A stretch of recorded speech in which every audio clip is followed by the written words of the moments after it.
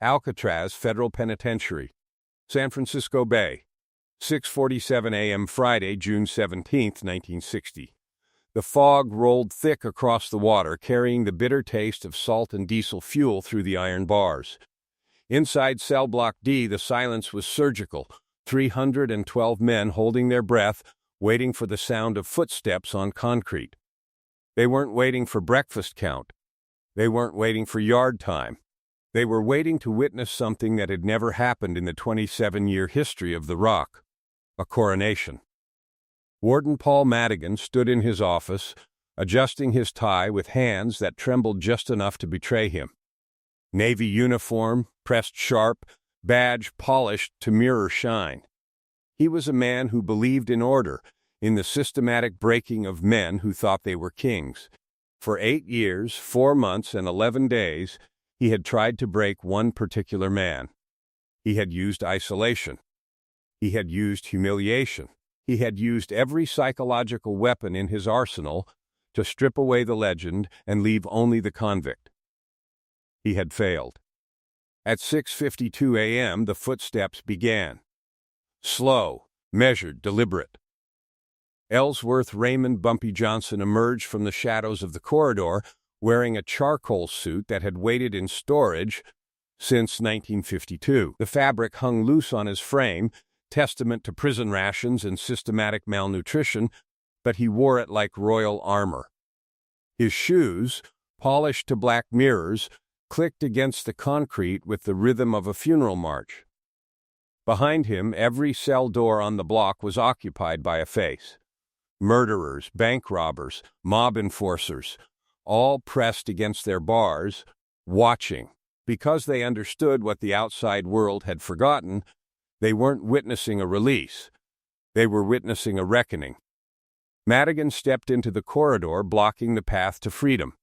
He leaned in close, his voice a whisper, designed to carry maximum humiliation. He told Bumpy that Harlem had carved up his territory like a Christmas turkey, that the Italians owned his corners now, that Vincent Gigante sent word saying the old man's time was finished. He called him a ghost walking into a world that had already buried him.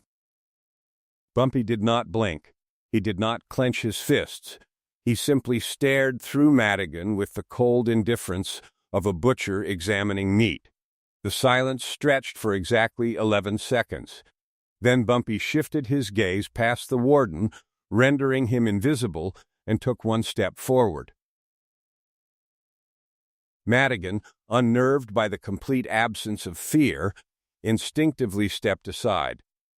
The moment Bumpy's foot crossed the threshold of the outer gate, a single metal cup struck a cell bar. Then another. Within seconds, the entire cell block erupted in thunderous, rhythmic applause, steel against steel, creating a symphony that carried across the bay. The most dangerous men in America were cheering, not for his freedom, for his return to power, because they had watched him survive the unsurvivable, and they knew that the men who had stolen his crown were about to learn the difference between a criminal and a king. At 7:03 a.m., as the white Cadillac with New York plates pulled away from Alcatraz, Warden Madigan made a phone call. Not to local police, not to the FBI field office, to J. Edgar Hoover's direct line in Washington. The conversation was brief. "He's out, sir. God help whoever crossed him while he was inside." Because everyone who truly understood Bumpy Johnson knew one fundamental truth: silence wasn't surrender. Silence was calculation. And for 8 years, 4 months, and 11 days, he had been calculating interest on every insult, every slight, every act of disrespect. The bill was now due. The story of how Vincent Gigante lost everything he built in Bumpy's absence is a warning that history has tried to hide. If you enjoy these deep dives into the underworld, you can support the channel by buying me a coffee using the link in the description. Your support keeps these investigations alive. Now let's go back to June 17, 1960. The federal narcotics conviction came down on November 3, 1952, in a Manhattan courtroom that reeked of orchestrated betrayal. 15 years for conspiracy to distribute heroin. The evidence had been assembled with surgical precision through an unholy alliance between Federal Bureau of Narcotics agents who wanted headlines and Italian crime families who needed territory. Wiretaps that proved nothing but suggested everything. Bank deposits traced to accounts Bumpy had never opened. Testimony from informants who vanished into witness protection before cross-examination. It was not justice. It was strategic elimination. And everyone in that courtroom understood they were witnessing the coordinated liquidation of a sovereign power. Alcatraz became his address on January 12, 1953. While Bumpy disappeared into the federal system, Vincent the Chin Gigante stepped toward Harlem with calculated arrogance. 25 years old, ambitious, and backed by the full weight of the Genovese family, Gigante viewed Harlem not as a community to be governed, but as a resource to be stripped. Within 6 months, his men had systematically acquired the numbers rackets that generated millions in untaxed revenue. Protection schemes that had kept Harlem businesses safe now enriched Italian coffers instead of community leaders. The heroin distribution networks, which Bumpy had carefully regulated to keep poison away from schools and residential blocks, now flooded every corner without discrimination. But financial conquest was insufficient. Gigante understood that to truly own the streets, he had to destroy the ghost that haunted them. The disrespect campaign began in 1954 with ritualistic cruelty. His enforcers walked into black-owned barbershops, restaurants, and social clubs where photographs of Bumpy Johnson hung like portraits of a beloved mayor. They delivered the same message with variations of the same words: the old man is finished, the old man is forgotten, the old man is dead. Remove his picture or lose your business through methods that don't involve paperwork. They didn't just remove the photographs, they stomped on them, forcing business owners to say the words out loud as psychological warfare designed to break the spirit of a neighborhood waiting for its father to come home. Inside Alcatraz, the street hustler was dying, and a strategist was being born. Bumpy underwent a transformation that would have terrified his enemies if they had been paying attention. His daily routine became monastic in its discipline. 12 uninterrupted hours, consuming military history, philosophy, and legal codes like a starving man at a feast. Sun Tzu, Clausewitz, Machiavelli, case law binders. He wasn't studying to become a better criminal, he was learning how governments topple regimes, understanding that true power isn't about who shoots first but who controls the board. In 1958, the Italians made their fatal error. Confident in their total control, they sent a message through prison channels: tell Johnson that Harlem has new management now. Most men would have raged. Bumpy went completely silent for 72 hours, speaking to no one, eating meals while staring at walls. On the 4th day, he approached the prison librarian with a single request: every book on systematic warfare and the dismantling of supply chains. This silence created unease that drifted from the prison yard back to New York streets. Even his loyal soldiers whispered, had the rock finally broken him? They got their answer in blood. Marcus Williams, a 19-year-old numbers runner whose family Bumpy had protected for decades, refused to work for the Italians. They beat him into a coma on Lenox Avenue in broad daylight. His grandmother wrote a letter to Alcatraz, detailing every bruise, every broken bone, every laugh from the men who did it. Bumpy read it once. His face stone. He burned the letter in his cell sink, watching words curl into ash. Then he summoned the warden with cold courtesy and asked a single question that confirmed flight schedules: what is my exact release date and time? June 17, 1960. 6:47 in the morning. The countdown had begun. Alcatraz housed America's most violent criminals, in a pressurized ecosystem where survival demanded tribal allegiance. Italian crews protected Italian interests. Irish factions guarded Irish territory. White supremacist gangs carved out space with sharpened steel and racial hatred. In this segregated hell, men lived and died by the mathematics of group protection. Ellsworth Bumpy Johnson rejected this primitive hierarchy completely. He formed no crew, recruited no soldiers, and answered to no shot caller. Instead, he operated as a sovereign state of one, moving through the yard with diplomatic immunity granted not by guards, but by universal recognition that he functioned on entirely different physics than conventional prison power. The library became his war college. Every morning at 6:30, Bumpy claimed the corner table beneath barred windows, where pale light illuminated pages of military doctrine.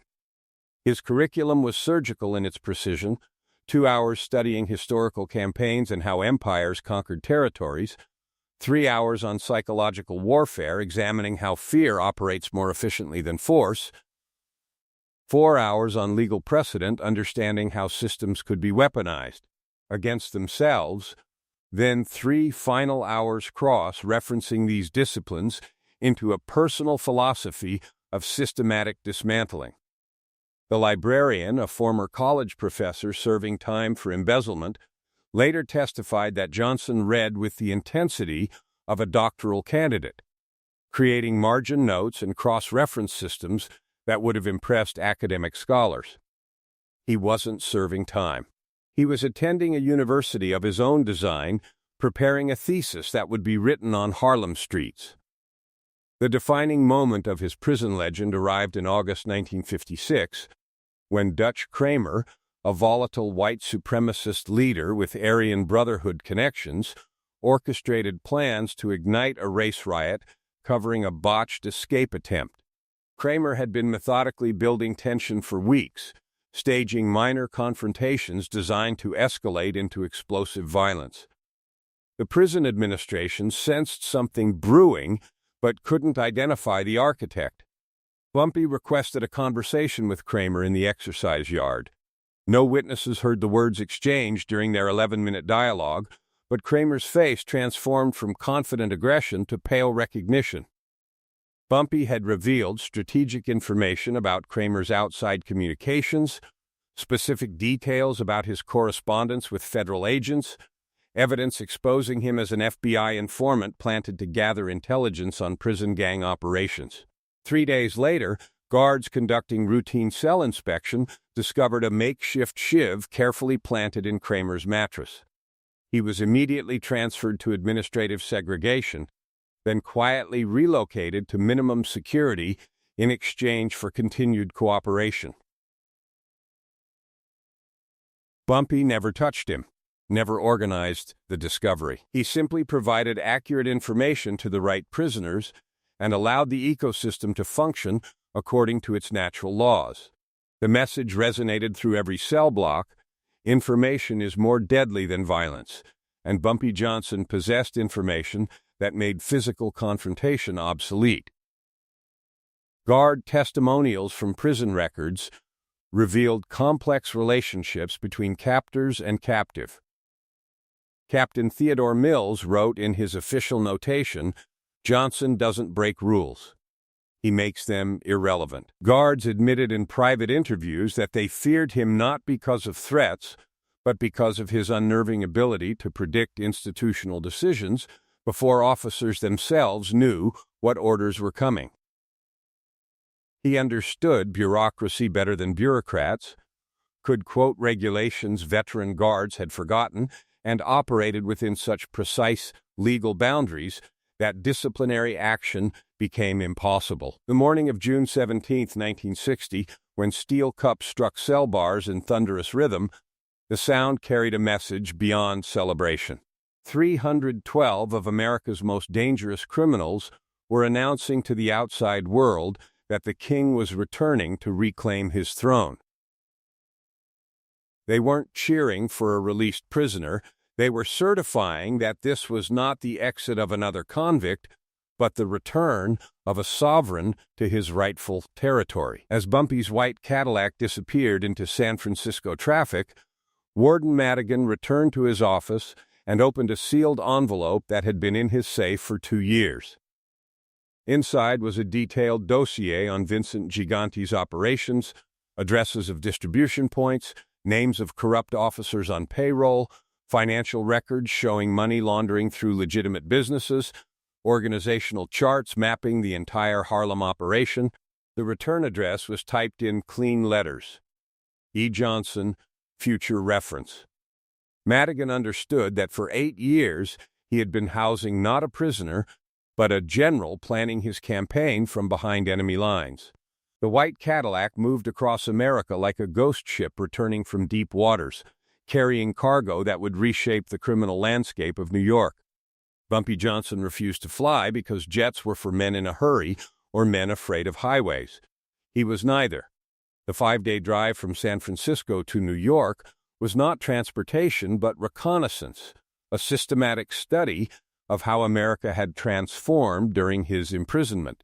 He watched interstate highways carving through neighborhoods that had been all black or all white in 1952, observed new construction projects altering skylines, noted how police patrols operated with different rhythms than before his incarceration.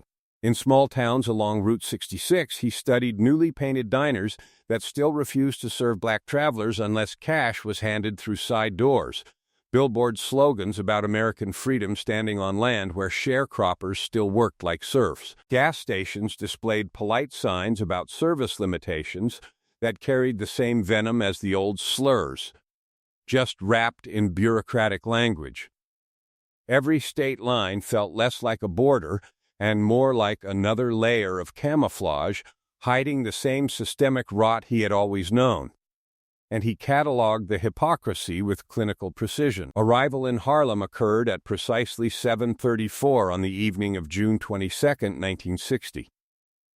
The summer air was thick with humidity and territorial tension.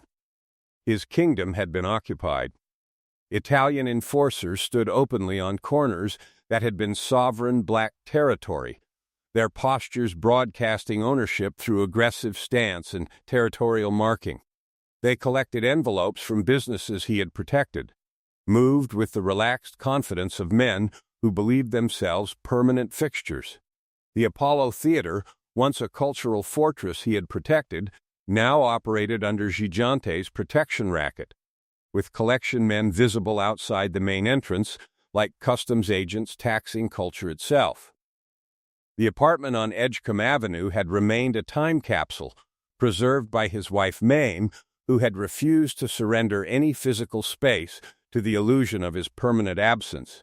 She waited in the living room surrounded by stacks of newspaper clippings documenting Gigante's systematic rise, organized chronologically to tell the story of territorial conquest. Their reunion was private and brief, containing no dramatic declarations or emotional outbursts. She handed him the clippings.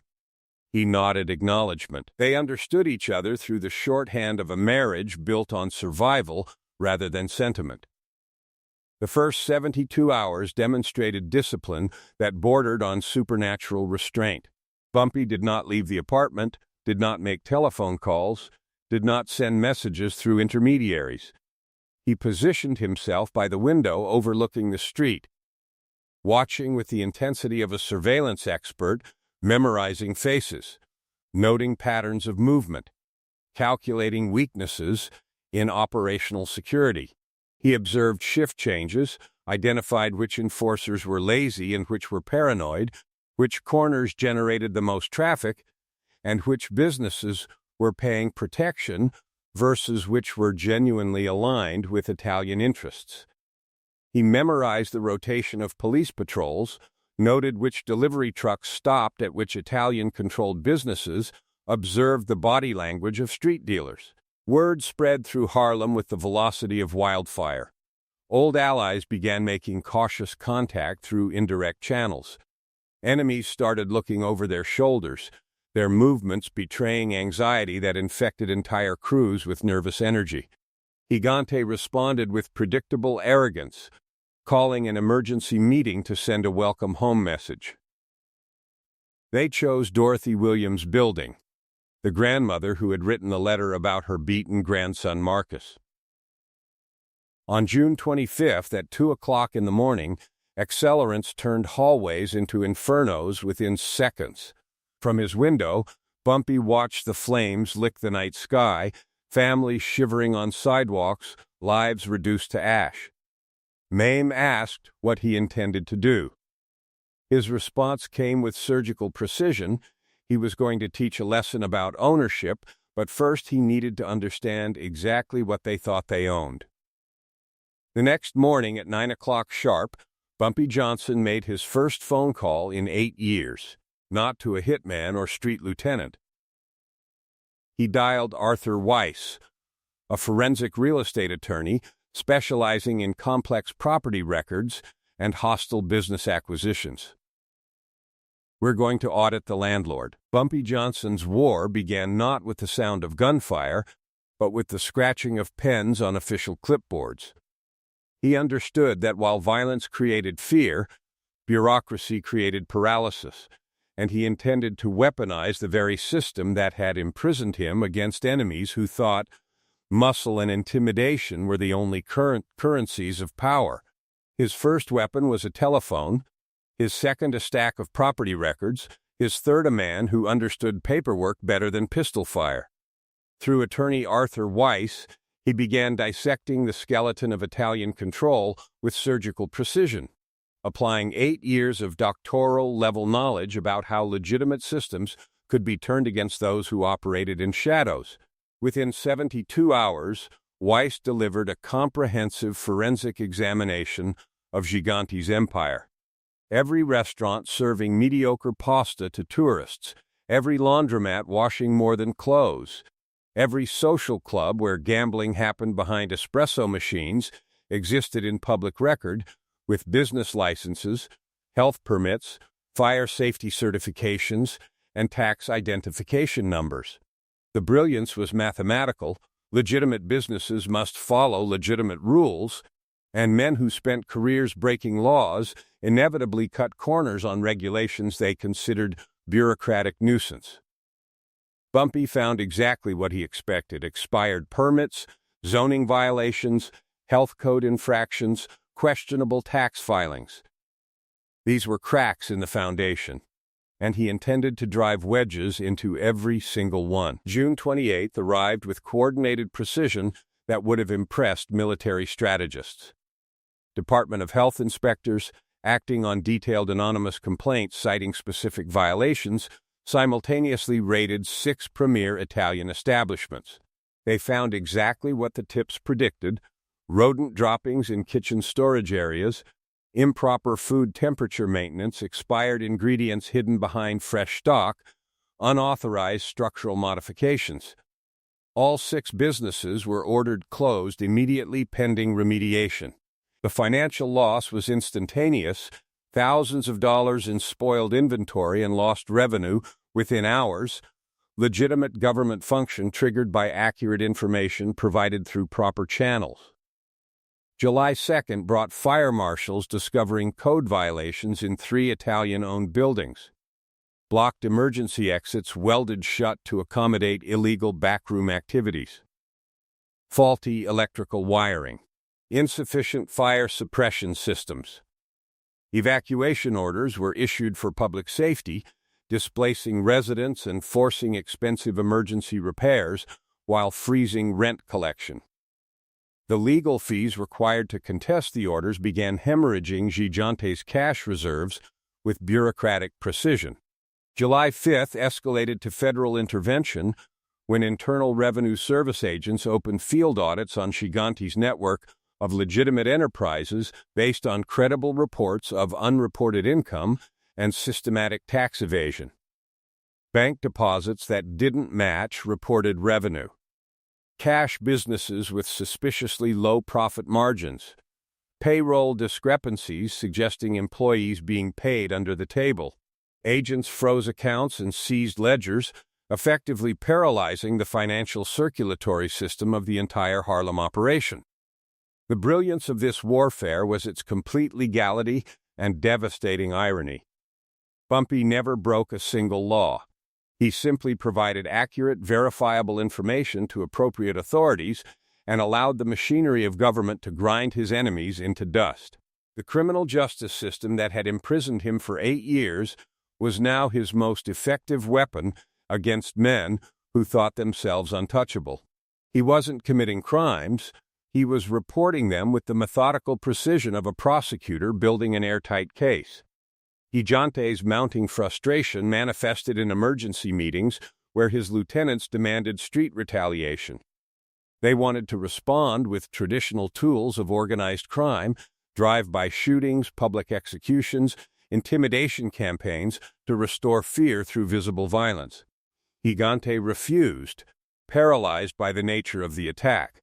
How do you shoot a health inspector? How do you murder a tax audit? He convinced himself this was coincidental bad luck, a temporary run of bureaucratic harassment that would pass once appropriate bribes were paid to appropriate officials. He didn't understand he was fighting an invisible enemy who had studied systematic warfare while he was getting comfortable in stolen territory. Meanwhile, Harlem's black business owners began understanding the shift in power dynamics with crystalline clarity. The Italian stranglehold was loosening not because of street war, but because their businesses were being shuttered by the city itself. Quietly, almost imperceptibly, photographs of Bumpy Johnson returned to barbershop walls and restaurant counters. Numbers runners started switching allegiance back to operations that had protected communities rather than exploited them. Protection money that had flowed to Italian collectors suddenly dried up as shop owners claimed poverty, knowing the Italians were too distracted by legal battles to enforce payment with their usual efficiency. The psychological warfare escalated with surgical precision designed to humiliate rather than eliminate. Gigante's bagmen, trusted couriers carrying cash collections from surviving rackets, started getting systematically robbed during their rounds. They weren't beaten or killed, which would have justified violent retaliation. Instead, they were stripped of cash, shoes, and dignity, left standing in alleys with notes pinned to their jackets containing single lines of chess notation, knight to e5. Bishop takes pawn, check. The message was mockery on a grand scale, treating terrifying mob enforcers like pawns in a game they didn't even know they were playing. Intellectual humiliation that cut deeper than physical violence. July 8, 1960 brought mathematical revelation that transformed suspicion into certainty. Gigante received registered notice that 3 of his most profitable commercial properties were being seized for immediate auction to satisfy outstanding back taxes and penalties. The total amount owed was listed at the bottom in clinical typeface, $127,450. Gigante stared at the number, recognition dawning with the weight of mathematical precision. It was the exact, down to the penny value of the assets the government had confiscated from Bumpy Johnson during his 1952 arrest. This wasn't bad luck or coincidental bureaucratic harassment. This was personal arithmetic, calculated to the decimal point, a ledger being balanced with compound interest after 8 years of careful planning. The accountant had returned to settle accounts, and the bill was now due. July 12, 1960 arrived with the weight of diplomatic inevitability. The meeting request had come through intermediaries who understood they were facilitating negotiations between sovereign powers rather than mediating a typical street dispute. Vincent Gigante wanted neutral territory, and they chose the back room of Rao's restaurant in East Harlem. Technically Italian soil, but too public, too watched, for either side to justify open violence. The room was cramped and smoke-stained, dense with past negotiations written in invisible ink where men had lived and died by words spoken at scarred wooden tables. Bumpy Johnson arrived at exactly 7:58, walking through the front entrance with the unhurried confidence of a man attending a routine business appointment. No bodyguards flanked him. No weapons bulged beneath his tailored charcoal suit. He carried nothing except the calm certainty of someone who understood that violence in this context would represent failure rather than strength. Vincente, in deliberate contrast, brought 6 men who positioned themselves around the room with theatrical intimidation, trying to project dominance through numerical superiority and visible firepower. The contrast was immediate and telling. Gigante needed an audience to feel powerful, while Bumpy's authority required no witnesses. The conversation opened with Gigante's offer, delivered with the patronizing tone of a landlord negotiating with a former tenant who had fallen on hard times. He acknowledged Bumpy's historical contributions with dismissive gratitude, the phrase landing like a controlled insult designed to bury a king under museum glass. The proposal was a partnership splitting Harlem 60-40 in his favor, maintaining Italian supremacy while allowing Bumpy a minority stake as pension for past services rendered. Gigante spoke with the confidence of someone who believed the past 3 weeks of pressure were temporary setbacks rather than systematic dismantling, convinced that his youth and Italian backing made him invincible against an aging relic from a bygone era. Then Gigante made his critical, fatal mistake.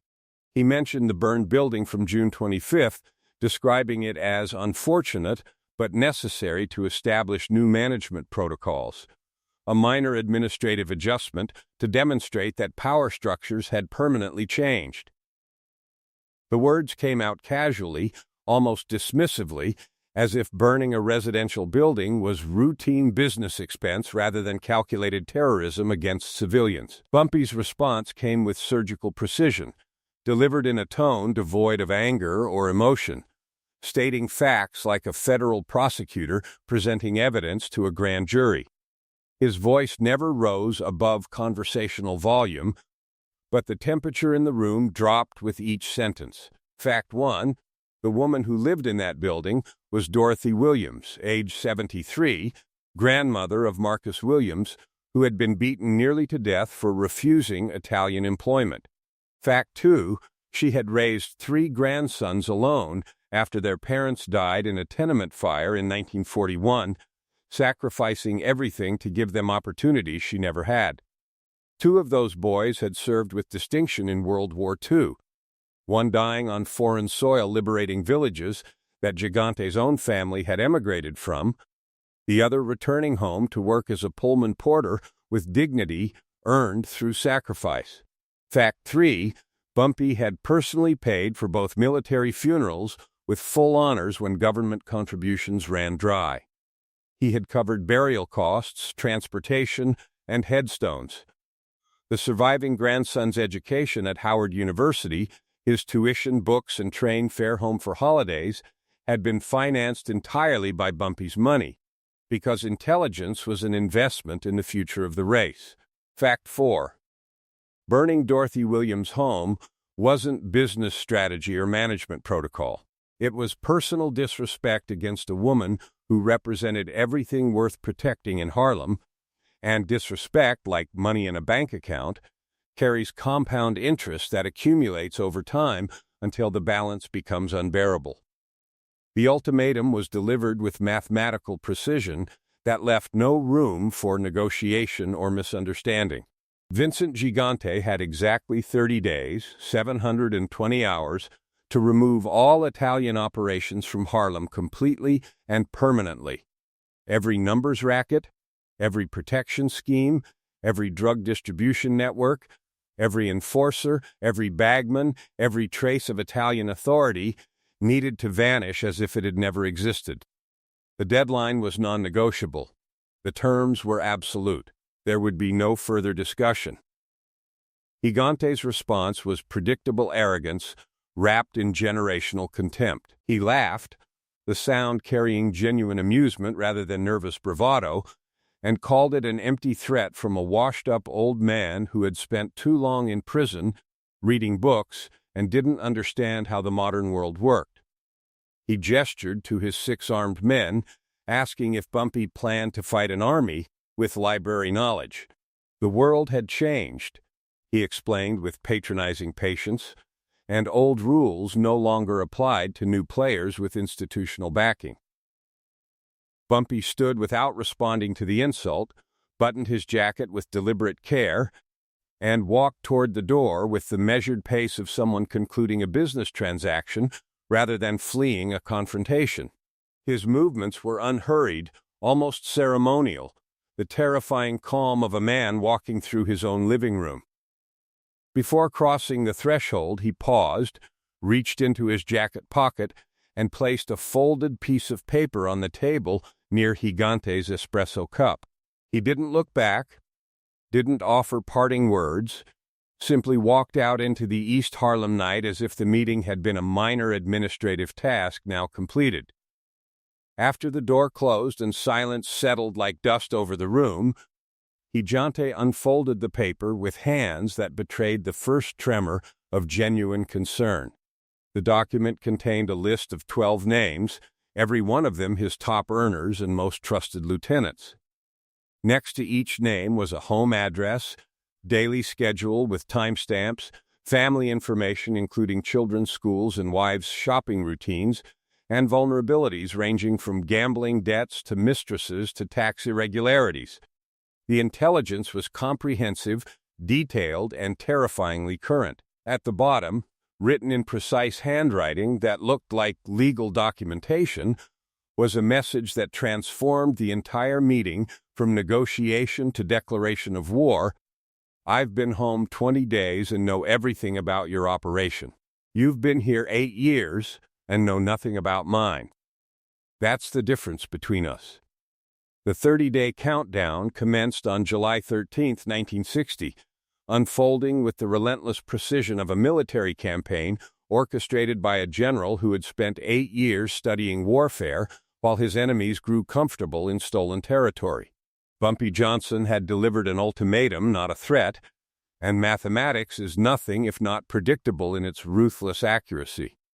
The systematic dismantling of Vincent Gigante's empire would proceed according to schedule, each week bringing escalating pressure designed to break will before breaking bones. Week 1 delivered personnel attrition through legal channels with surgical coordination.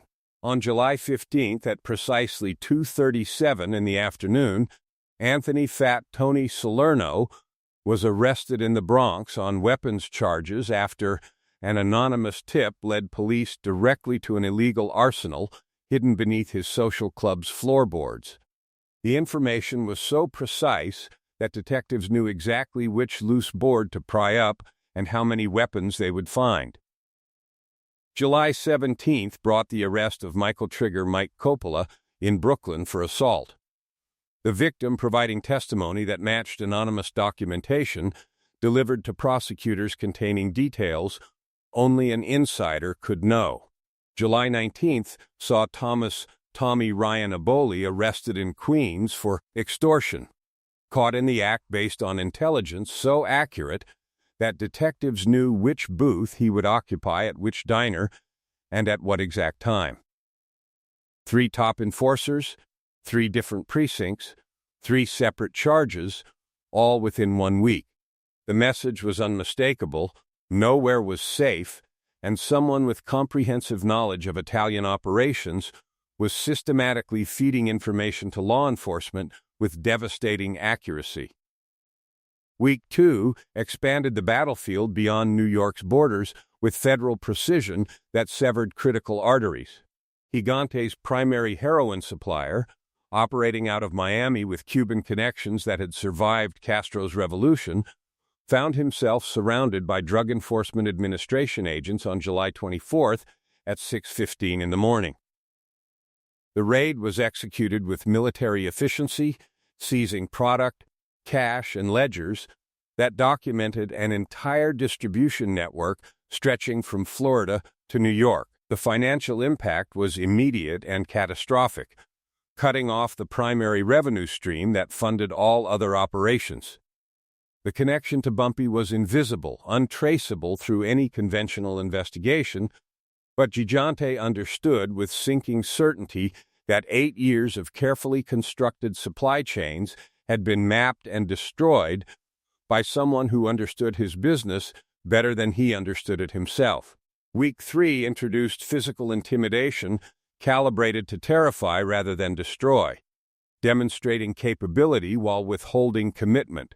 2 prominent Italian social clubs, both functioning as command centers for Harlem operations, suffered midnight accidents on July 28th and July 31st. Broken windows, damaged storefronts, overturned furniture, but nothing burned, nothing irreparably destroyed. The restraint was more frightening than total destruction would have been because it communicated a clear message. This could have been worse. This was a warning rather than retaliation, and the capacity for greater violence was being held in reserve, like ammunition waiting for justification. Gigante's men began looking over their shoulders constantly, jumping at shadows, understanding that invisible forces were circling with predatory patience. Week 4 brought the atmospheric collapse that precedes the fall of empires. The pressure became psychologically unbearable as Gigante's soldiers started requesting transfers out of Harlem, citing family emergencies and health concerns that barely disguised their terror of fighting an enemy they couldn't see or understand. Revenue hemorrhaged as numbers runners defected, protection clients stopped paying, and drug corners were abandoned by dealers who preferred unemployment to becoming casualties in a war conducted with bureaucratic efficiency. By August 10th, Gigante's Harlem revenue had dropped by 60%. The Italian operation was experiencing death by 1,000 cuts, each wound administered with surgical precision designed to avoid immediate fatality while ensuring eventual exsanguination. August 12th arrived with the weight of deadline inevitability. Vincent Gigante, trapped by toxic combination of pride and desperation, refused to withdraw from territory he had claimed as proof of his ascendancy. Retreat would mean admitting defeat to a man he had publicly dismissed as a washed-up relic who didn't understand how the modern world worked. He made the fatal decision to fight back, ordering his remaining enforcers to prepare for open war, convinced that traditional violence would restore the natural order where youth and Italian institutional backing trumped one aging strategist with library knowledge. August 13th at 3:47 in the morning delivered the mathematical consequences with brutal finality. Vincent Gigante was attacked outside his Bronx home as he returned from an emergency strategy meeting with his remaining lieutenants. 3 men emerged from darkness with the coordinated precision of professional operators executing a practiced drill. They didn't kill him because death would have been too simple, too clean, too merciful for someone who had burned an elderly woman's home as a welcome message. Instead, they delivered systematic punishment designed to humiliate rather than eliminate. Broken ribs that would ache for years, shattered nose that would never heal straight, dislocated shoulder that would remind him daily of this moment. The attackers never spoke, never identified themselves, never delivered speeches about power or revenge. They simply administered precise violence with the detached focus of mechanics repairing a broken machine, then disappeared into the night like surgical ghosts. When police arrived 43 minutes later, they found Gigante conscious and bleeding in his own driveway, stripped not of life but of dignity. Pinned to his chest with a safety pin that had pierced fabric but not flesh was a note typed on clean white paper, "This is mercy." Next time is mathematics. The distinction was clear and terrifying. Mercy was survivable, allowing him to carry the memory of his failure. Mathematics was absolute, offering no remainder for pride or second chances. The aftermath moved with bureaucratic efficiency that suggested pre-negotiated arrangements between powers that operated above street-level politics. August 14th brought official announcement that the Genovese family was withdrawing all operations from Harlem, citing strategic reallocation of resources to more profitable territories. Vincent Gigante received a promotion to oversee New Jersey operations, a face-saving title that fooled nobody who understood organizational dynamics. He was being exiled from the very territory he had once claimed as his kingdom, removed from the board with corporate language that couldn't disguise the fundamental reality of his defeat. August 20th, 1960 delivered the final statement about power and its proper application. Dorothy Williams, the 73-year-old grandmother, whose building had been burned as Gigante's welcome home message to Bumpy, received a plain manila envelope delivered by courier service. Inside were keys to a new apartment in a better neighborhood, fully furnished with quality furniture, utilities connected, rent paid in perpetuity through a trust fund administered by a law firm that specialized in discreet financial arrangements. The lease was signed by a shell corporation that existed only on paper. No return address identified the benefactor. No phone number provided contact information. Just a single handwritten note on cream-colored stationery containing 4 words that summarized an entire philosophy of governance and respect. Respect has been restored.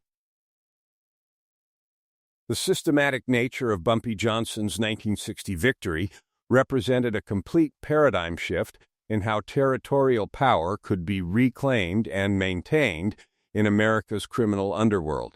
There were no gang wars that summer, no bodies discovered in alleys with execution-style bullet wounds, no drive-by shootings terrorizing innocent residents caught between warring factions. Instead, Vincent Gigante's Italian operation was dismantled through the precise application of legal pressure, financial strangulation, and psychological warfare applied like a hydraulic press, slow and relentless and irresistible, until his soldiers removed themselves voluntarily from territory they had once claimed as permanent conquest. Bumpy had weaponized the very bureaucratic systems that had imprisoned him, turning health inspectors and tax auditors into more effective soldiers than any street crew armed with guns and intimidation. He proved that while violence could conquer territory, only strategy could hold it. The 300 men who cheered inside Alcatraz on that foggy June morning understood something that escaped conventional analysis of criminal hierarchy.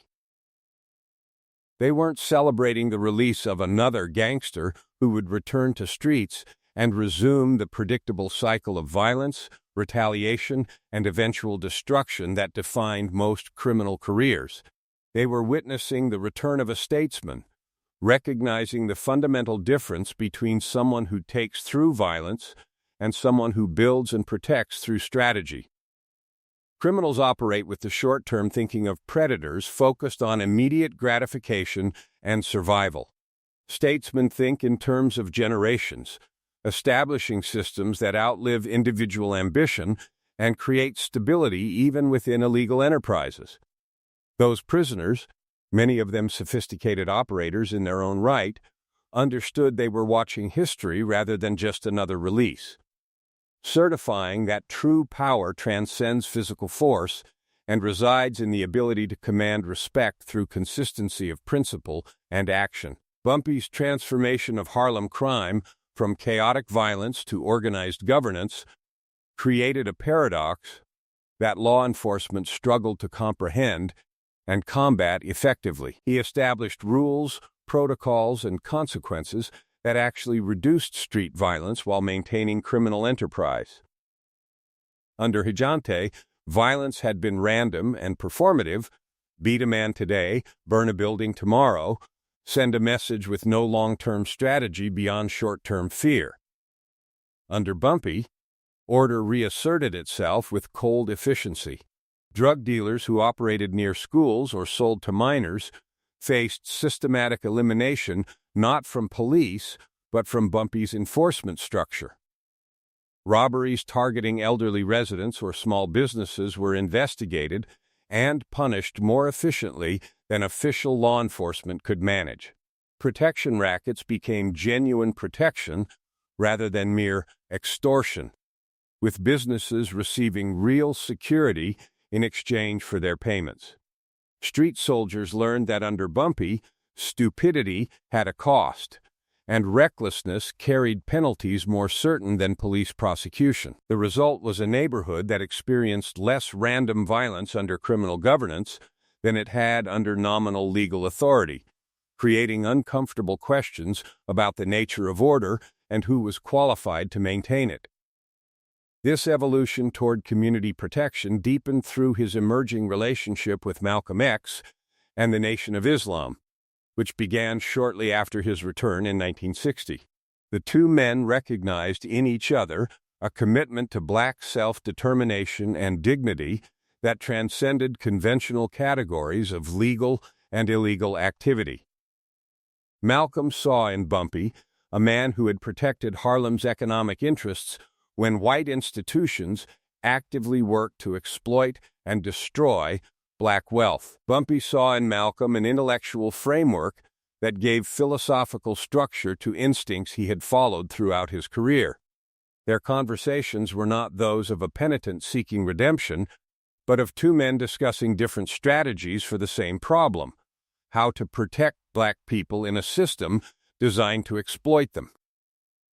Malcolm proposed transformation through discipline and ideology. Bumpy offered protection through control of territory and enforcement of consequences. Where their missions overlapped, Harlem benefited. This alliance marked his final transition from crime boss to community patriarch, a man whose power served a purpose larger than his own pocket. The Federal Bureau of Investigation under J. Edgar Hoover maintained continuous surveillance on Bumpy Johnson from his release until his death, understanding that he represented something more dangerous than a typical gangster accumulating wealth through illegal enterprise.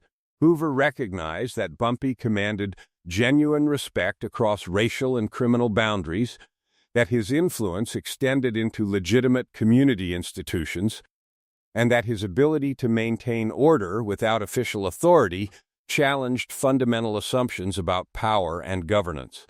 FBI files documented not just criminal activities, but also community relationships, political connections, and the uncomfortable reality that many Harlem residents viewed Bumpy as more legitimate authority than the police department that nominally served them.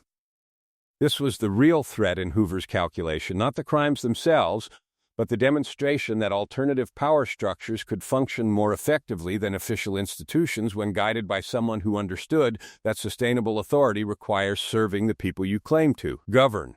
The final assessment of Bumpy Johnson's 1960 return reveals that he didn't just restore his criminal empire through strategic brilliance and systematic pressure. He redefined what organized crime could look like when guided by principle rather than mere profit maximization. His model demonstrated that illegal enterprise could coexist with community protection, that criminal leadership could reduce rather than increase violence, and that respect earned through consistency of action was more valuable than fear generated through random brutality. This was revolutionary thinking in a world where most criminals operated with the sophistication of armed robbers, taking what they could while they could, before inevitable arrest or assassination ended their brief moment of power. He proved that legitimacy isn't granted by laws, but earned through consistency. That true power comes not from the capacity to destroy, but from the wisdom to apply force with surgical precision only when absolutely necessary.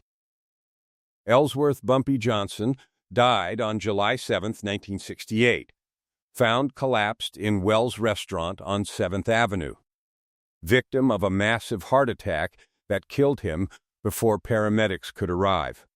Natural causes claimed him at age 62, denying his enemies the satisfaction of violent end and his legend the tragedy of assassination.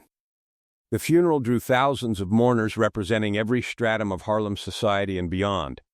Criminals and citizens, former enemies and lifelong allies, street hustlers and church deacons, politicians mixing with numbers runners, all gathered to show respect for a man who had proved that true power comes from consistency of principle rather than capacity for violence. The procession stretched for blocks, a testament not to fear but to genuine respect earned through decades of protecting a community that official institutions had abandoned to systematic exploitation.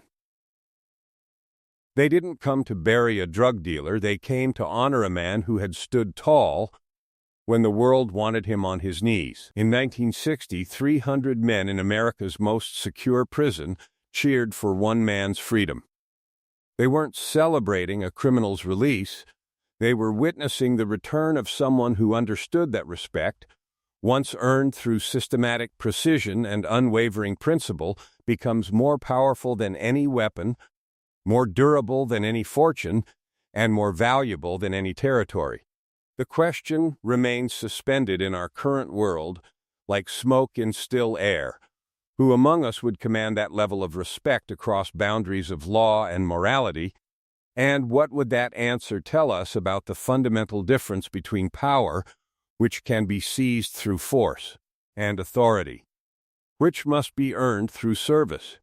The distinction matters because it separates those who rule through fear from those who govern through respect, and history suggests that only the latter create legacies that survive their own mortality.